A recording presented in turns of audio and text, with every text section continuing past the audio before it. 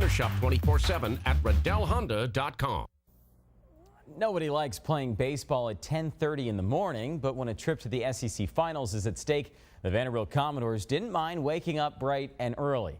Vandy taking on Arkansas this morning. Bottom of the first, runner at second for Anthony Gomez.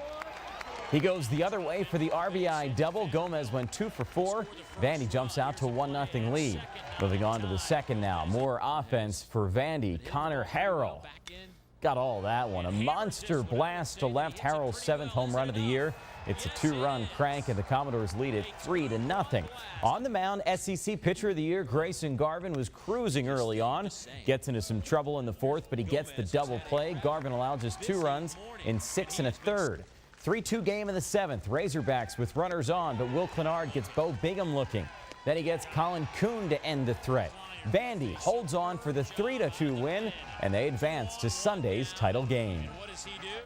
Just a big game to win. Obviously, credit the pitching staff. They did a very nice job. Grayson getting a great start, and then the relief pitching, which was very good to see. We knew they had a right-handed heavy line today, so us righties were prepared. DJ had us really prepared to come in and face those guys, but I knew they had the top of their order up, so I'd have my best stuff, and just everything worked out well. It sure did. The Doors were waiting the winner of this game between Florida and Georgia. Top of the 9th, tied at 2, and hustle pays off for the Gators. Nolan Fontana beats out the fielder's choice. Vikas Ramzit scores. Florida takes a 3-2 lead. Bottom of the 9th, the Bulldogs with the tying run on 3rd, but Tommy Toledo will get the strikeout to end the game. The Gators winning 3-2 and will play Vandy on Sunday at 1 o'clock. The Belmont Bruins were an underdog at the start of the A-Sun tournament, but they picked the right time to go on a winning streak. After 3 straight victories, a win over Mercer would give the Bruins their first A-Sun championship. Game tied at 6 in the top of the 8th. Zach Mitchell knocks this one all the way to the wall and right. An RBI triple for Mitchell. Bruins take a 7-6 lead. After a pitching change, very next batter, Derek Hamblin. The sac fly to center. Hamblin was the tournament MVP. He gives Belmont a 2-run lead. So we go to the bottom of the 9th. John Ivey on to close it out. He gets the ground out to end the game. Belmont wins 9-7. And yes, they earn their first Atlantic Sun Baseball Championship and a bid to the NCAA tournament. Our Steve Lehman was at today's title game and has more. Belmont said if you think extreme value, Big Lots.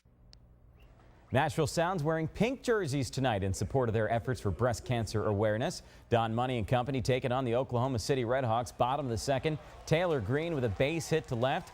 George Kataris scores. Sounds get some offense early on and make it a 1-0 game. Bottom of the 3rd, that trend would continue in a long way. Matt Gamble connects.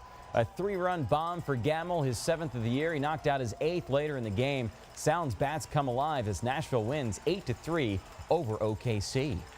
To racing now. Kyle Busch was back on the racetrack for the first time since receiving a speeding ticket for going 128 miles per hour in a 40-mile-per-hour zone.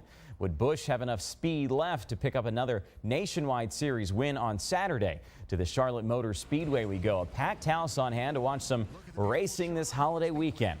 On lap 61, Kevin Harvick was watching Busch from behind. He would eventually pass Harvick, take over the lead. Busch was out in front for most of the race, but this one went down to the wire. With 2 laps to go, Matt Kenseth, who wasn't even scheduled to take part in this race, passes his teammate Carl Edwards, and Kenseth goes on to take the Top Gear 300.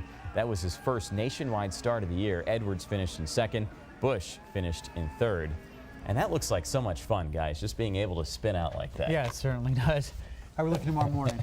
In the morning, we'll be in the 60s, about 67 degrees, so not nearly as cool tomorrow morning as we were this morning. And then by lunch, all the way up to 85 with a high of 91. Another hot one. All right, that's it for us. Always remember, newschannel5.com is always on.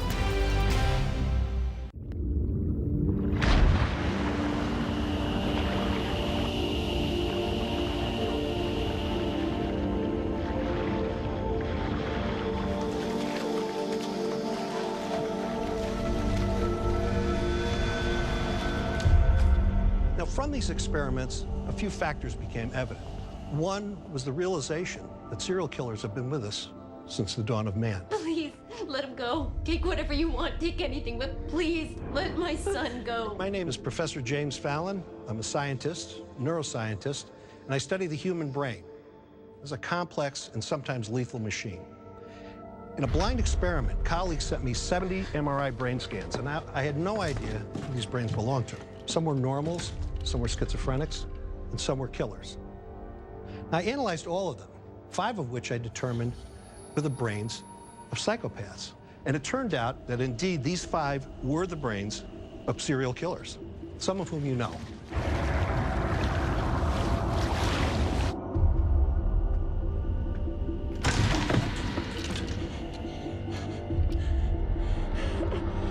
In studies such as these, one looks at the biological factors, that is the genetics, and also the brain pathology.